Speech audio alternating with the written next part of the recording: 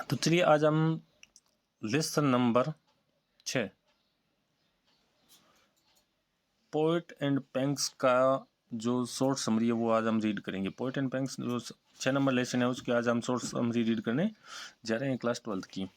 The story is based on functioning of the Gemini Studio, यानी Gemini studio के कार्य प्रणाली पर यह कहानी आधारित है।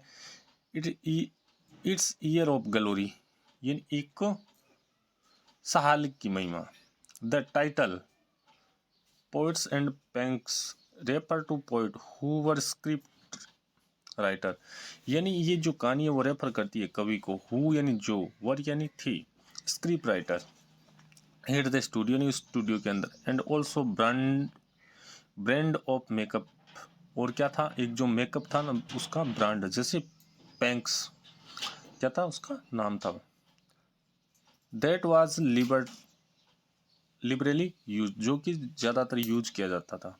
The author's job in the studio, कवि का क्या काम था स्टूडियो के अंदर, was to cut newspaper clipping, ये जी न्यूज़ की क्लिपें आती थी उनको क्या करते थे, उनको कट करते थे। ऑन वेरियस टॉपिक, यानी अलग अलग टॉपिक्स पर। Maintain A file of the same, और क्या करते थे उनसे एक फाइल बनाते थे। The author provide the reader with glimpse of independent Indian in this infancy, और वो प्रोवाइड करवाते थे, उपलब्ध करवाते थे रीडर यानी पाठकों को ग्लिम्स यानी झलकी, इंडिपेंडेंट इंडियन यानी स्वतंत्र भारत की। The author first talk about, लेखक पहले किसके बारे में बात करते हैं, मेकअप डिपार्टमेंट के बारे में। And the hierarchy the excited with in his department, और उसके बाद में अपने विभाग के बारे में। While the chief makeup man, जबकि मुख्य श्रृंगार वाला व्यक्ति, dealt with the lead actors, और जो छोटे छोटे क्या थे, अभिनेता। हिज सब ordinate were interested with all the side, यानी चारों तरफ से, हर एक तरफ से, एक्टर यानी एक्टर के।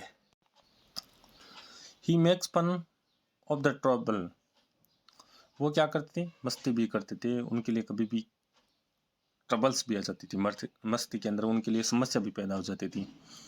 द आर्टिस्ट टुक लुक अगली, लेकिन जो आर्टिस्ट थे उनका जो लुक था कैसा था, एकदम गंदा दिखता था, अगली दिखता था। And the pain under event under the glare of the big light bulbs, लेकिन जो ये अगले दिखने वाले आर्टिस्ट थे, कलाकार थे, उनको यानी बड़ी बड़ी लाइटों के अंदर बिठाया जाता था तो वो इतनी ज़्यादा अच्छे दिखने लग जाते थे।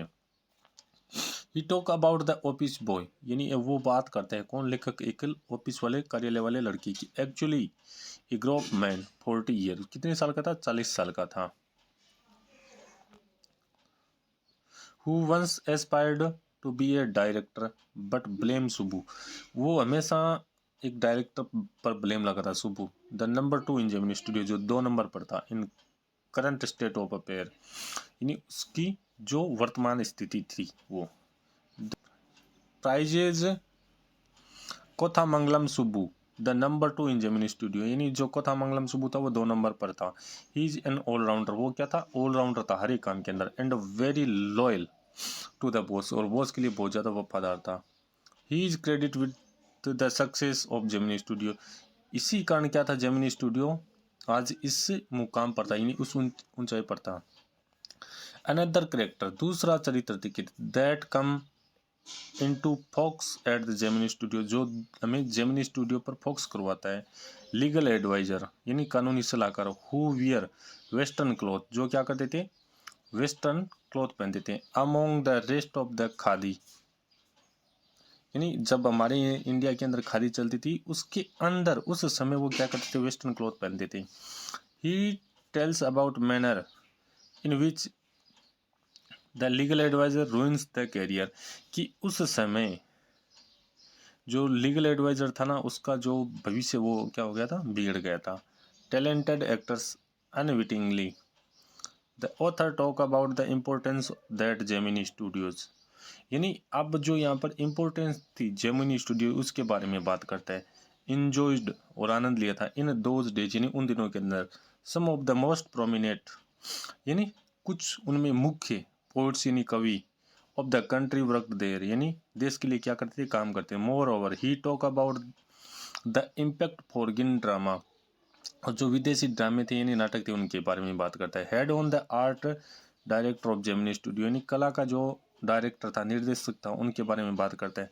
व्हेन फ्रैंक बकमैन और moral rearrangement army performed eight the Gemini studio, it's greatly impressed the Tamil drama, यानी ये वास्तव में किसके अंदर सबसे ज़्यादा प्रभाव डाला था, तमिल की जो ड्रामा था, तमिल की जो नाटक थे उनके अंदर।